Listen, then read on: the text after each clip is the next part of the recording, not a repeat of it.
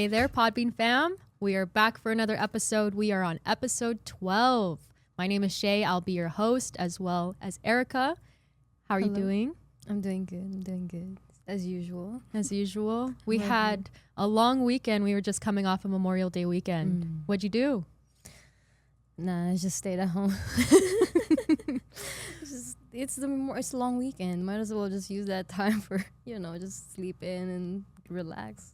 Yeah. If you guys don't know, we are live recording in Las Vegas, Nevada. Woo woo. So that means every time we have a long weekend, we stay inside because everybody from California is headed our way. It's too hot or vice outside. versa, Yeah. But yeah, it is way too hot outside right now. I think we're pushing 100 degrees almost, middle of May. It's Almost. about to be there, yeah. Almost. It's about to be there. But I have a video for you, and then we're going to talk about it. The closer we get to the local, the more that these kind of big political issues fade away. Yeah, that's very interesting. And I think that's why we've seen the rise of podcasters. Yes, absolutely. I mean, podcasting has risen in its credibility because you feel like they're talking about stuff that I actually care about. I hadn't even thought about that till you just said this, but I actually think podcasts might be the new local newspaper. So there was an article on Pod News that I had read, and it was saying that podcasting is now mainstream in the UK. I'm going to hit you with some facts here. In the 2025 data, it confirms that podcasting isn't emerging, it has arrived. With more than 33 million UK adults now listening. And nearly half watching. So podcasting is blowing up, and slowly but surely it's taking over mainstream. I feel like it'll be that way all around the world. What do you think? Oh, yeah. I mean, I feel like it's already been global. We have, like, our top podcast in our platform is, like, from Middle East and stuff. So it's, like, Thailand. We got, like, in Asia, anywhere. So podcasting is basically global now. And now that you mention it, it's a mainstream in the UK. I'm not, like, surprised it's going to be mainstream anywhere else, too. So, For reference, that 33 million people who have said that they have watched and or listened to a podcast is the equivalent of 68% of the UK. 68%. And that's like cable TV. And in the video, it had said that, people love it more than news now. People trust it. I feel like, I'm somebody that doesn't really like watching the news, if I'm going to be honest. Even as a young person, as a kid, you watch the news and it's very negative. It's always something going on. It's always drama. It's something bad. Society's reality TV, if I should say so myself, because it's catered to and presented in a way where it emotionally brings out that side of you, where you care for the topic and they want to pull the emotion from you. I'm somebody that tried to stay away from the news or TV actually, and I was a fan of YouTube where I can actually watch things that I like watching, So if I'm a sports fan, I grew up watching sports, I grew up playing sports, I'm going to watch the news to see the sports teams or check the weather. I don't want to know about whose dog got ran over or, like those heavy things. I feel like podcasting kind of separates it. Oh, yeah, for sure. I feel like when it comes to, like, the news, like, the big companies, they choose what they want to show to us. But when it comes to podcasting, we're in charge of what we want to show to people or what we want to have people listen to. Having a podcast makes you be able to express more without having anyone trying to tell you, like, say this or show this instead. But, when it comes to companies like us, at Podbean, we're doing podcasts, but we filter it in a way that we're giving value about podcasting. And we also talk about, be ourselves still. That's a really great example. I think that's a great parallel to what we're trying to explain is that we are a corporate podcast. And obviously we're a podcast about podcasting and giving you news about podcasting. Now, if that's not something you want to hear, you're going to go to the sports podcast or the makeup podcast. Whereas the news, they talk about everything. And sometimes people don't want to hear everything. They only want to hear a certain sliver. Exactly. And sometimes it's not even true. You can find a podcaster that does actually fact check, goes to do a lot of research, and they give you, you know, what it is actually that you can like get out of entertainment, like science, with their doc, you know, podcast, the one that we interviewed before. So it's very broad, but you gotta choose who you want to, you know, listen to and which one you want to listen to as well.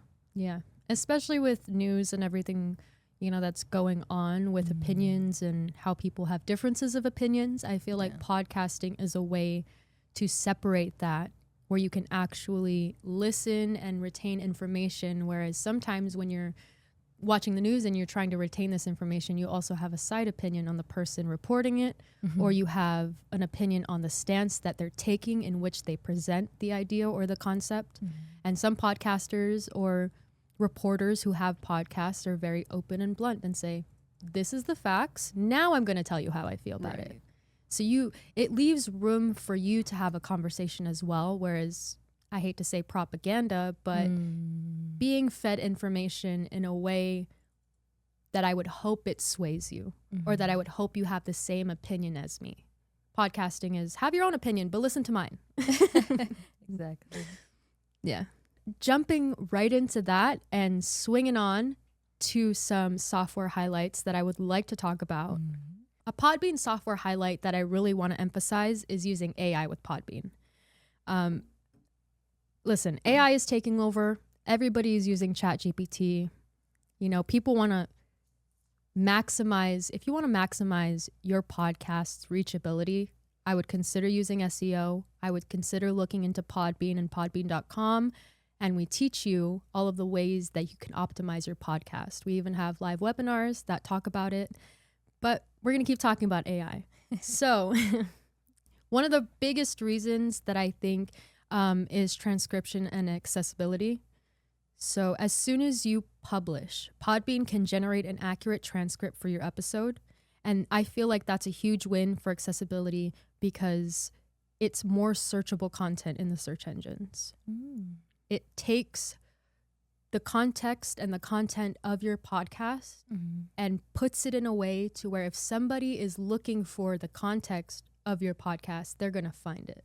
And if you also hate writing, we have Podbean AI, which suggests clear, engaging descriptions and title in seconds. So it's easier to have an AI that can just make a title for you that you think, like, you know, if you're having a brain fog or can't really think of anything at all, Podbean AI is right there and to help you with your show notes and titles. And not to mention content optimization.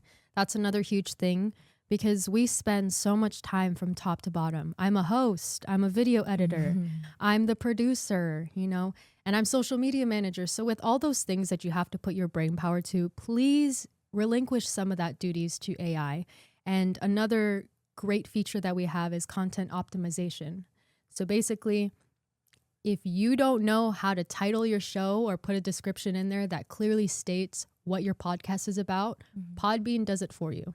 AI generates it for you, uses SEO, uses the data of the contents of your podcast again, and plugs it into the system to where it is it's maximum, the discoverability is maximized, I should say. Here's the thing as well, because with everything around AI, let's not think that AI is being, you know, the top, like we're being replaced by AI, which is not the case, because AI is just a tool that can help us, you know, move smoothly, create smoothly with our podcast, content creation, anything at all. So it's like an assistant for us, you know what I mean? It's like a virtual assistant that you can just type in, you know, give me a title, but you have to engineer AI in a way that how you want. Yeah. You know, Don't be fooled, guys. Don't think that you can go on AI and use the features to blow up and be this big podcast. Right. Yes, we give you the recipe. However, it is what is in the content that matters. We're just helping you do the paperwork. Really, we're helping you file your taxes. We're making sure that everything's in order. And even, let me just give you a quick stat drop. 1/3 of Podbean users are using AI. A third. 1/3. already, and it is a fairly new feature. I mean, AI is fairly new overall, Yeah. but titles, descriptions, SEO forward, they're checking the stats. There's data that you accumulate per episode. It's telling you in detail how many people are listening, where are they listening, at what point do you lose them, at what point during the episode do they stop and don't come back.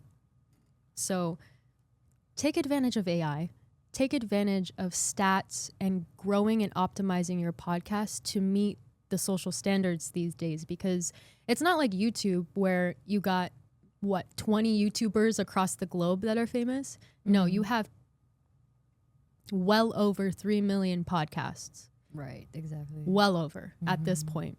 So many. So how are you going to be discoverable?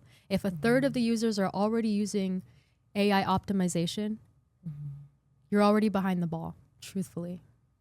That's just the way the system works. Don't ask me about the algorithm. AI is an assistant and an entity of its own. So make sure that you utilize it.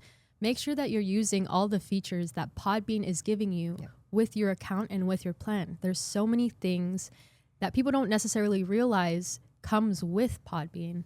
And it's not even being a plug. I'm talking as a podcaster who uses Podbean. You know, I've taken a look at all of the different platforms, and from top to bottom, with the tutorials, with Podbean Academy, with us doing this podcast and walking the walk instead of talking the talk. Right. We are showing you. We're not just selling it to you. We're showing you. You want to be a podcaster? You're watching this episode. There's a reason why you're watching us, and there's a reason why we're talking. I'm not just trying to hear my voice. You know, it sounds nice, you know, but, and I love talking. However, I am very passionate about helping you guys grow your podcast because I have done it. So go over to podbean.com, check your dashboard, check the data and analytics. If you're wondering why your podcast is at a standstill, there is a reason, and there is something that you can always be doing. And now, our favorite portion where we get to deep dive and ask some questions to podcasters, media people, tech gurus, and anybody really in the podcasting world. We have a guest. He is host of the Rooftop Podcast. He is known on Instagram as Zhan Solo. Him and his 3 siblings talk about everything under the sun, and he even expanded and has his own business now, so we're going to talk a little bit about that. But please help me welcome Jesse Zhan. Welcome. We don't have a live audience, but they're cheering. Okay. Well, say hi to you guys. Yeah, hi. Hello. Thank you so much for coming on today and sharing your knowledge on podcasting and answering our questions, because we're nosy girls. Absolutely. Happy to answer any questions. All right. So obviously your podcast, the Rooftop Pod, is a podcast that offers a heartfelt and humorous glimpse into the dynamics of your family. And if I know anything about family, they can be a handful and they can be a blessing all at the same time. So please tell me, what motivated you guys to start? Yeah, so the podcast kind of came organically from me and my siblings, Andrew and Rachel's relationship. So I'm actually part of a bigger family. We're a family of 7 people. So I have 4 younger siblings. The 2 closest one to me, Andrew and Rachel, we actually became really close after all of us went through college. And we're like close in a weird sense where we're on the phone with each other like 24/7. So there's like almost not really a moment in the day that goes by where I'm not on the phone with either Andrew or Rachel. So back in like, I don't know, 2021, I started coming up with this idea of, hey, we talk on the phone a lot and I'm very entertained by our conversations. I wonder if anyone else would be entertained by our conversations. So I had this like thought for a pretty long time, like, what if we just like recorded our conversations and threw it on the internet and see what happened? And I guess the idea didn't really materialize until like COVID happened, when everyone had like nothing to do and we're just sitting around, we're stuck at home and we're like, oh, we're getting sick and tired of our parents, you know, living with them during COVID was like, it was good, but like obviously even the people that you love the most kind of get annoying sometimes. And there's this one thing that me and my siblings did growing up that we had fun doing was in our guest bedroom, there's a window that we could climb out of and be on our rooftop and just like escape our parents or escape our like family dynamic. So we're just like, hey, let's combine these ideas, like record our conversations, but also escape our annoying parents and climb onto this roof, record our conversations, and like see if anyone else can relate to us. So we like filmed the pilot episode where me and my sister, my brother was working in Denver at the time, but he was like called in on the podcast, the first podcast. But we just like climbed onto the roof, and I just recorded our conversations that we normally have like on the phone and put it on the internet. And I think a lot of people understand what it's like to be part of like a sibling dynamic, and some people understood us from the aspect of being like children of immigrant parents. So there are a lot of different ways I felt like our audience could connect with us. And after a while we realized people enjoy listening to us talk, which I still think is the weirdest thing in the world. But we kept doing these episodes, and eventually we were able to build like a small community, and it's been a very rewarding experience since. That's That's cool. amazing. Yeah. I watched a lot of your guys' content, and it's very real. You guys do not hold back with each other, and I think that's the special, unique thing. You're looking at you guys' selves like, why do they listen to us? But why not? I think it shows a healthy family dynamic where you guys can go back and forth and have differences of opinions while also still respecting that aspect of the opinion itself. And so I think that's super cool. I do have to ask though, to date, what is the favorite topic on your podcast that you and your siblings have talked about? When you were talking about our dynamics and how we're not afraid to like, jab at each other and like critique each other, I think and this is kind of an underrated episode. This was filmed during one of our family vacations. And we had actually Andrew and Rachel recently got into an argument, and they were not on good terms, but I'm like, we're still recording a podcast. So there's this episode called What We Hate About Each Other. I The love authenticity in that. Rooftop Pod, the Jerry Springer episode. Exactly. And we were just like brutally honest about like aspects of each other that we didn't like. And we kind of had a reconciliation moment in that episode, which I think helped us get even closer. And it's just really interesting that like I don't think that would have happened if it weren't for the podcast. Like if we didn't have an episode where we were able to like air out all our grievances with each other, like I don't know if that issue would have been resolved or if there would have been like swept under the rug. So that episode was kind of interesting for me. But outside of that, I have like, I don't know, a lot of the earlier episodes are near and dear to my heart because those are the foundational episodes that kind of seeded the podcast. Like the ones I've talked about, like my mom's immigration story to the US, that's one of my favorite ones. There were a lot of Rooftop Pod episodes that we recorded on. Andrew used to live in Brooklyn, New York, and he had this beautiful like rooftop, and we would film these like sunset rooftop pods on there, and those are really fun and really aesthetic, and we have a lot of great memories on that rooftop. So Love that. just New York is really beautiful when it comes to rooftops like that, for sure. Oh, 100%. Yeah. And people watching. People watching. yes, absolutely. People probably like, what are they doing on the rooftop with mics? It's probably a confusing scene. That's crazy. Along with being a creative and a content creator and a podcaster, you also own a business with your brother called Noru. So what, from your experiences with whey protein, what are your biggest challenges in developing this plant protein-based that you guys have? Yeah, so my brother and I started working out at a very early age. I think I started in like, I remember distinctly getting a gym membership in like 7th grade, or telling my mom to get me one. We were both kind of insecure about like being skinny guys, and we wanted to like, be more masculine as like middle schoolers all want to be, I guess. And since then we've kind of built and developed a habit of working out and like trying to like make fitness one of our priorities in life. And obviously along with fitness, there's the nutritional aspect of it. So we've been taking protein powder for like our entire lives. And the vast majority of the protein market is whey protein. So like milk derived protein. And we noticed after college that we're actually both lactose intolerant. So if we trace back, we're like, oh, a lot of our like skin breakouts, our acne was really bad in middle school and high school. A lot of our like bloating and a lot of our gut issues, we tied it back to like, oh, it's probably because we're drinking all this like whey protein.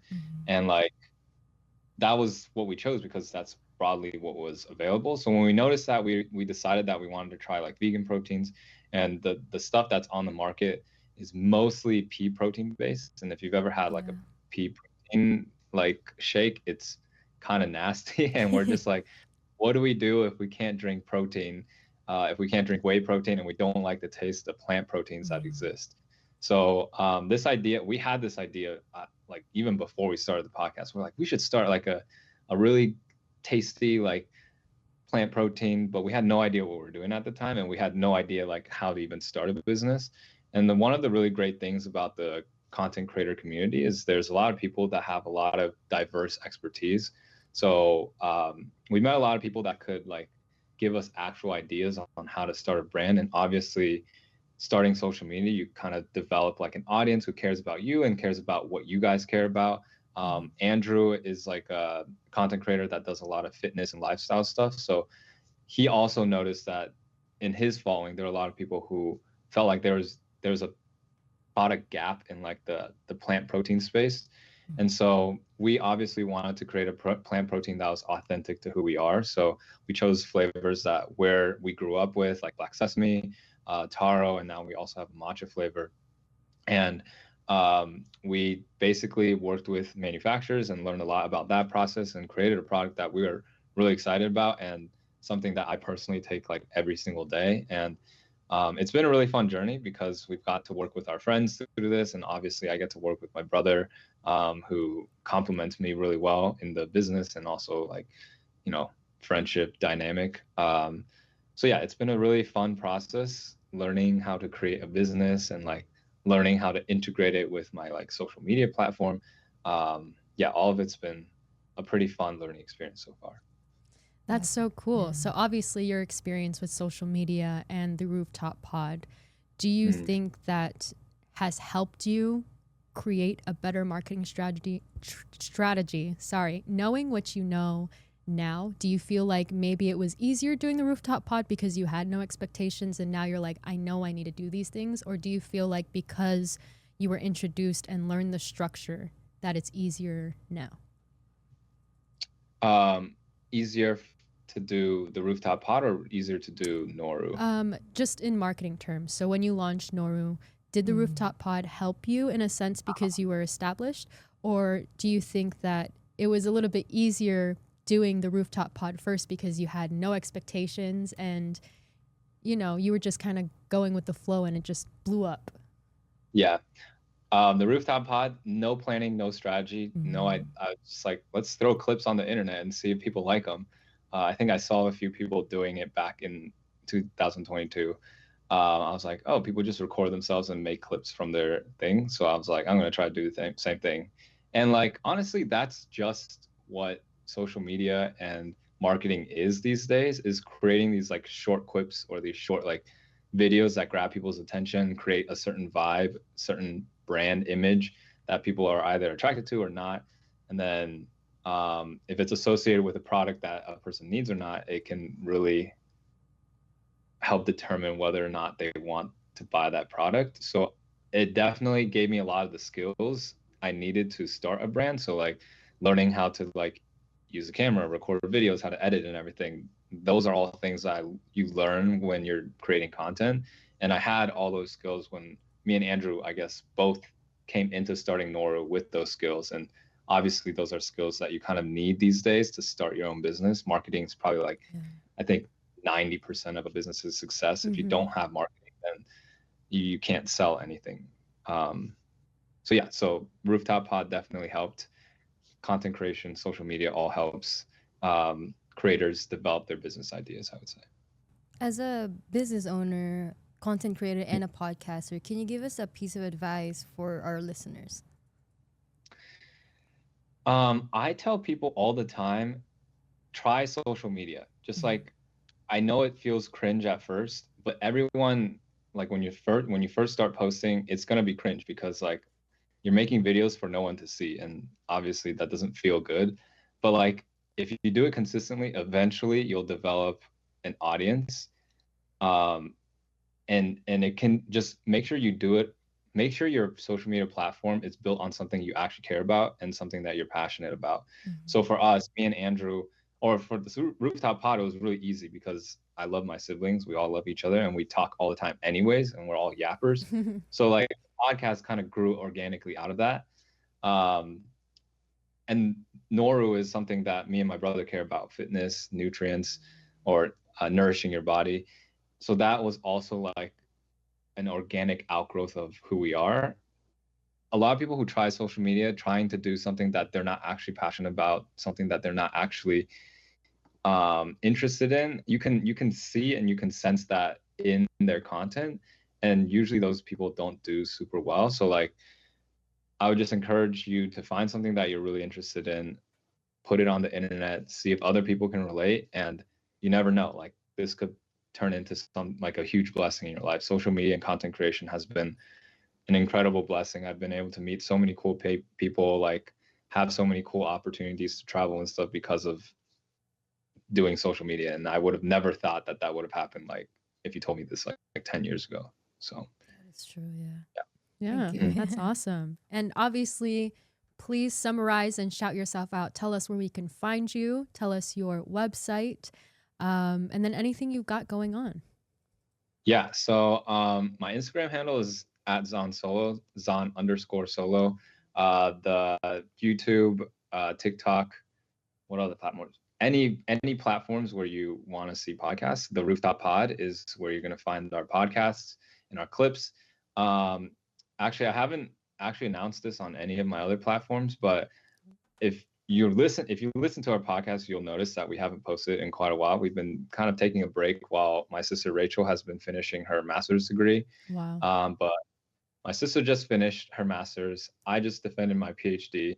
So we're gonna have like a sibling vacation coming up in a couple of weeks, where we're gonna be recording a bunch of episodes of the Rooftop Pod, and we'll be reigniting kind of the podcast this June. So look out for new episodes coming out end of June, starting July.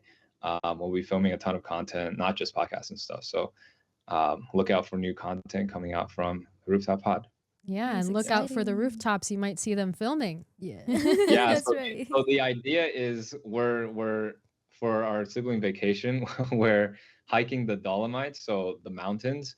So the idea now is like the top of the world, the roof of the world podcast or whatever. Oh, wow. I haven't thought about the idea, but like we're not on a real rooftop, we're on the roof of the earth. No, Oh, that's yeah. I love that. That's unique. That's That'll super be cool. really fun. Yeah. Very deep too. Well, thank you. Well, thank you so much for your time, Jesse. We appreciate all that you do. Obviously, you're on this show because we love your content. We love your business, and the way that you navigate social media and podcasting is a prime example for a lot of our listeners. And so thank you for taking the time to come on and, showcase everything that you know. Thank you so much. Thank you guys so much. Yeah, thank you guys for having me, and thank you for amplifying the voices of people doing podcasts. All right, we're going to give a round of applause for Mr. Jesse for taking the time to sit down with us and really unpack the way that he does social media, the way he does business, and the way that his podcasting has allowed him to enter rooms that he's never thought of before.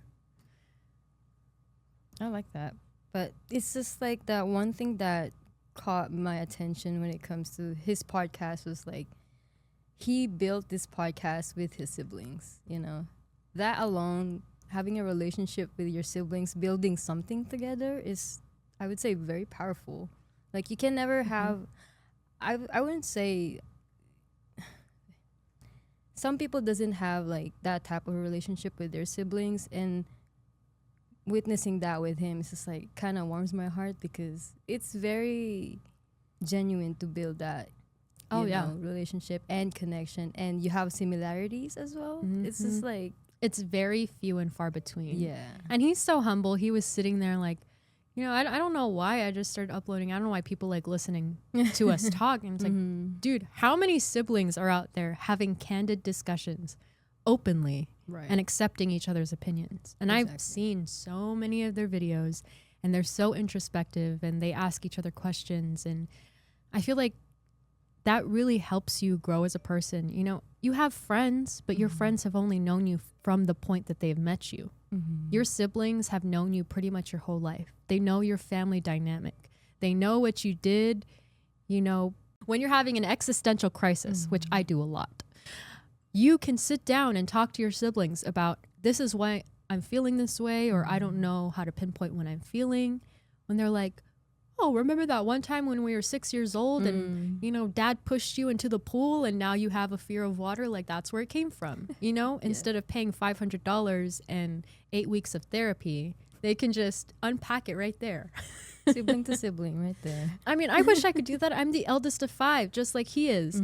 And, you know, my youngest sibling is still 11 years old. Oh, wow. How much can I really tell her? You know, they're asking introspective questions on, you, if your spouse cheated on you, would you leave them? I can't ask my sister that. She's like, what's a spouse? Like, Yeah. it's a cup. But whether you're a beginner or you want to make a podcast with your family, you have great conversations with them, or you're just somebody who is tired of not voicing your own opinion. You're somebody that talks to yourself in your bedroom. That's completely fine. Turn on the microphone, turn on the camera if you want to show your face, and start your podcast. You have a voice. We want to amplify your message. We want to help you use it. And a lot of people don't understand. The more you speak, the more confident you are in your voice. And we'll leave you with that. But until next time, have a great week. Happy podcasting. Happy everyone. podcasting.